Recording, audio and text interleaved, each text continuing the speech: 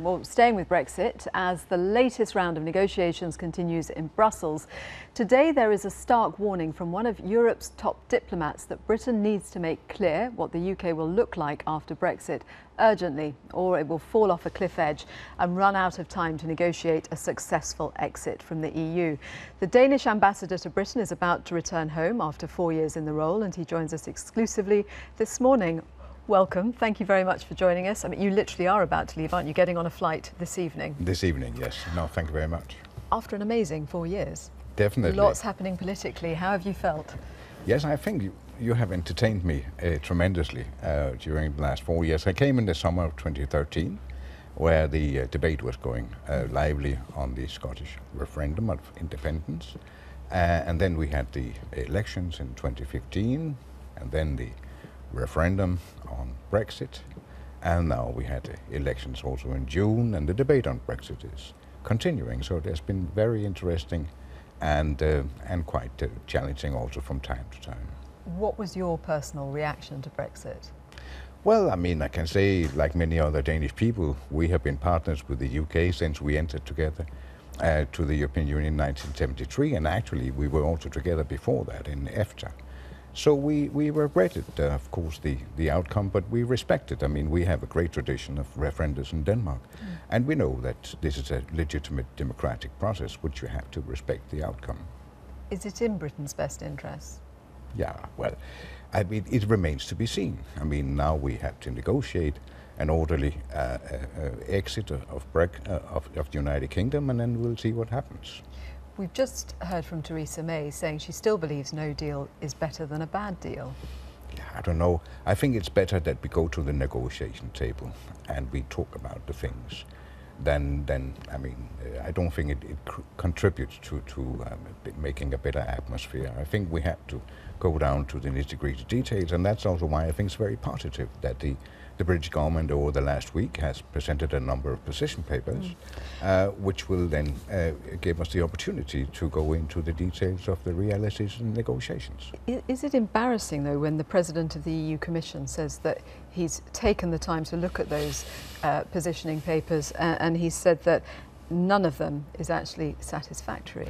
Well, I mean, he has to reply to that question. It's not for me to comment on his views on that. I mean, as any other government in the European Union, the Danish government we will study the papers in detail, and we will take a position together with the other EU 27 member states. It's the perception of Britain not being properly prepared. Is that a sense you have? Well, I think you have had a long debate. It's now more than a year ago that the referendum took place.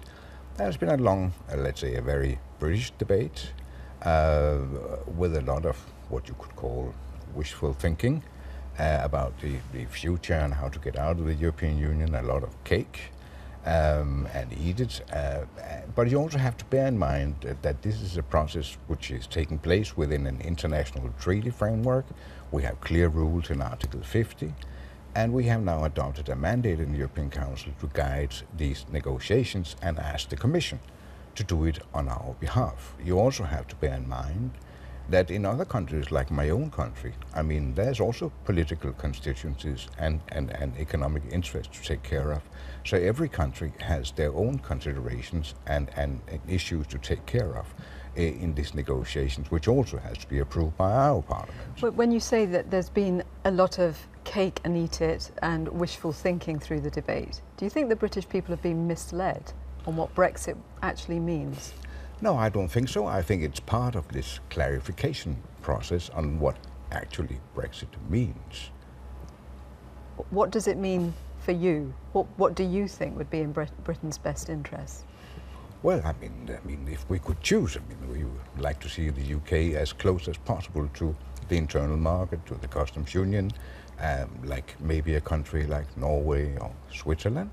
But I understand from the political debate here and the choices made by the British government that that is not the end objective which they are aiming at. I think it has been made clear by Prime Minister Theresa May that you want to leave the internal market and you want to leave the customs union, and of course that will also have some consequences. Should there be a second referendum? Well, that's not for me to decide. That'll be for the British government and the British Parliament to decide if they want to consult the people again. But it's, as you know, from the Scottish referendum and from the Brexit referendum, these are very complicated political processes. And I think before you contemplate ideas like that, you have to be consider very carefully what kind of questions you want to ask. The Foreign Secretary Boris Johnson has been described, it seems, by some diplomats as a joke. One newspaper has said, quoting an unnamed minister, "In Europe there's not a single foreign minister who takes him seriously. They think he's a clown who can never resist a gag." Again, I mean, it's not for me. I mean, for us as professional diplomats, any foreign minister, democratic elected, democratic appointed, is a serious foreign minister for any country, and we will always deal seriously with them.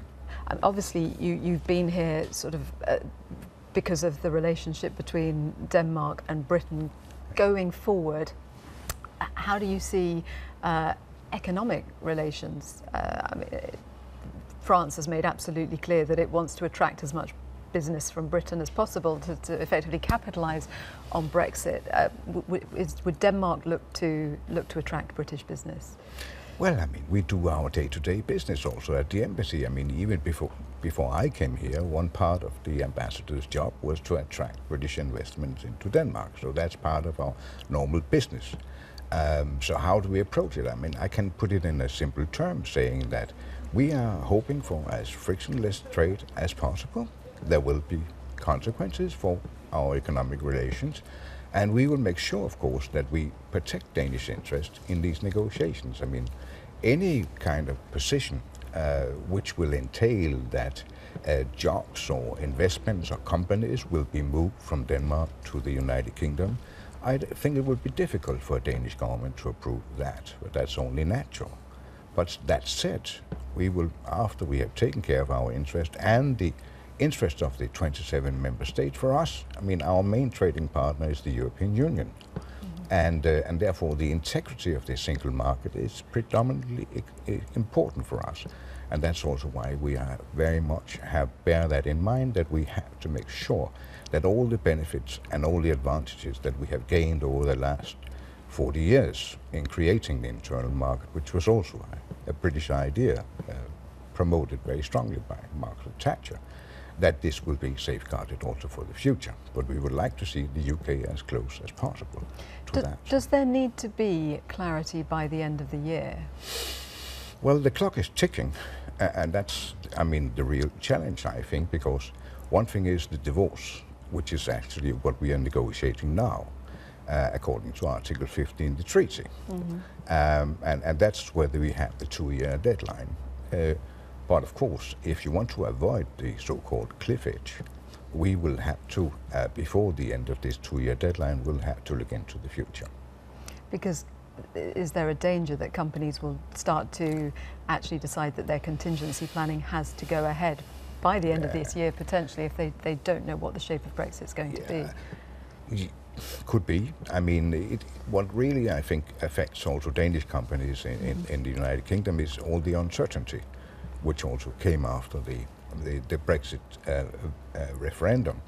And as long as this uncertainty is continuing, of course, the more difficult it is for them to make long-term investments and plans. So I think that's the uncertainty which is primarily hampering the activities. But nevertheless, I mean, we have been here for 1,000 years in different kinds of ways in the UK, and we will always trade in the future. I'm quite convinced about that. The only thing we don't know is on which conditions. And how hopeful are you that the shape of it will lead to a better outcome in the end for Britain out of the EU? It's for the British to come up with their positions on what you would call a better outcome. But of course we all hope that we will find a way forward, which will have to be a compromise.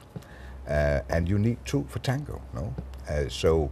I know compromises is not necessarily one of the strong features British politics. But when we negotiate between partners in the European Union and internationally, we have to make compromises. We have to make sure that we can find a way forward which will, if I may say so, have 28 winners. Not a situation where there's only one winner and 27 losers. That won't fly. You've spoken a few times about sort of typically British attitudes, effectively, leaving after 4 years in the country. What do you take away? How do you see this country? I think you have a fantastic country, a great country. We have enjoyed it tremendously, and I thank you very much for giving me this opportunity to give a decent farewell to all the friends that we have here in the UK. And I see a country with a lot of resources and a lot of strength, and now a very politically engaged population, especially among young people. And I think that bodes well for the future. If you could give some advice to Theresa May right now for what she should do, what would it be? Well, I mean, I think we are very happy for the clarification of the British position, because that's what we are taking positions on. And I would hope also that the British Prime Minister will be maybe a little bit clearer also on what we call the financial settlement, which we have to deal with apart from the issues on the citizens and the border issues and the customs in use and Northern Ireland. We also have to have some clarity as to the financial settlement. But I'm sure we'll be there one day. Thank you very much indeed for coming in and talking to us, Klaus Grube. Thank you. Thank you very much.